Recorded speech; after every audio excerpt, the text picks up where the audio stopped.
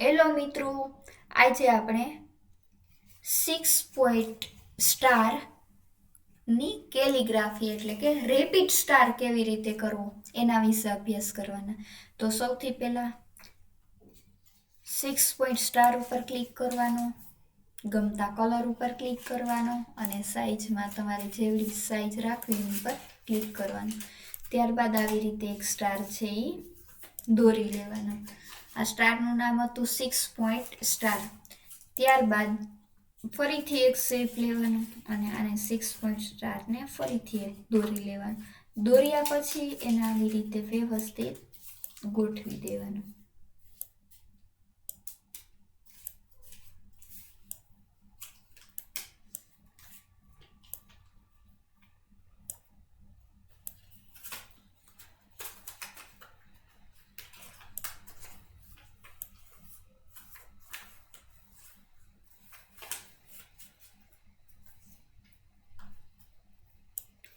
ફરીથી 6 point star દોરવાનો અને એને આવી રીતે ગોઠવી દેવાનું.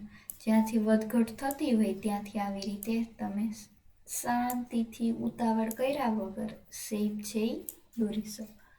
ફરીથી 6 પોઈન્ટ સ્ટાર લઈ લેવાનું. એક સાઈડ છે એ કોઈ પણ એક સાઈડ લેવાની અને વ્યવસ્થિત આવી રીતે ગોઠવવાની ટ્રાય કરવાની.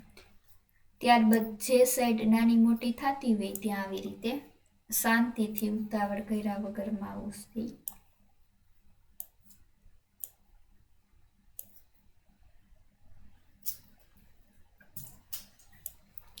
ડ્રો કરી લેવાનું.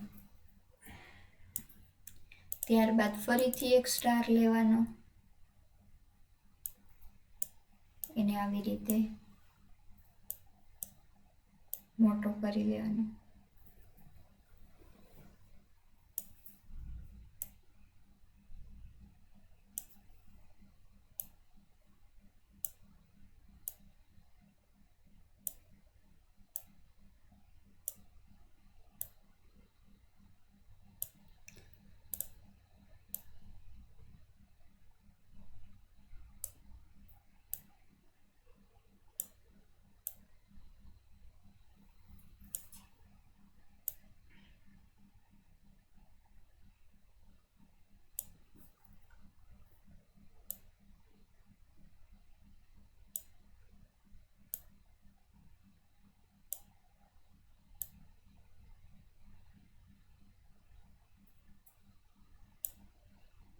ફરીથી એક સ્ટાર લેવાનો.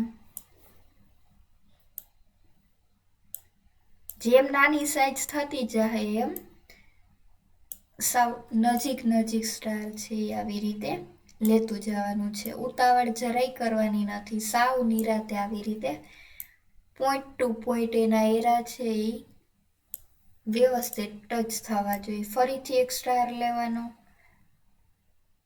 એક એક ખૂણો છે એ ઉપર નીચે ટચ થાય પછી જ આગળ આવી રીતે ધીમે ધીમે 6 પોઈન્ટ સ્ટારની પ્રેક્ટિસ કરવાની છે.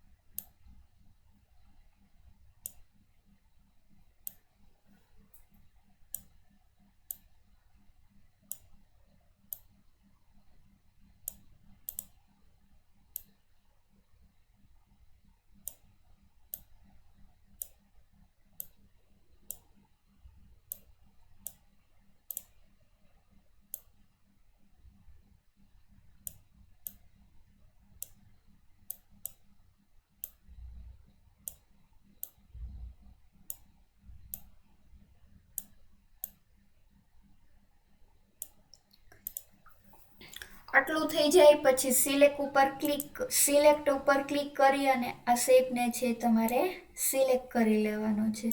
સિલેક્ટ થઈ જાય પછી જોવાનું આમાં ટ્રાન્સપરન્ટમાં અહીંયા રાઈટની નિશાની છે કે નહીં. જો ન હોય તો અહીંયા ક્લિક કરી અને રાઈટની નિશાની લઈ લેવાની રહેશે. ત્યારબાદ કોપી ઉપર ક્લિક કરી આ શેપની કોપી લઈ લેવાની છે અને પેસ્ટ ઉપર ક્લિક કરો એટલે આ શેપ છે એના જેવો જ બીજો શેપ અહીંયા તૈયાર થઈ જશે. આ શેપને સિલેક્ટ કરી અને સાઈડમાં આવી રીતે વ્યવસ્થિત ગોઠવી દેવાનું. ત્યારબાદ પેસ્ટ ઉપર ક્લિક કરો એટલે બીજી એક કોપી તૈયાર થઈ જશે. એને અહીંયા બાજુમાં આવી રીતે મૂકી દેવાની. ફરીથી પેસ્ટ ઉપર ક્લિક કરો એટલે હજુ એક કોપી તૈયાર થઈ જશે. એને આવી રીતે મૂકી દેવાની, અથવા તો તમને જે પેટર્ન ગમતી હોય એ પેટર્નમાં તમે આને ગોઠવી શકો આવી રીતે.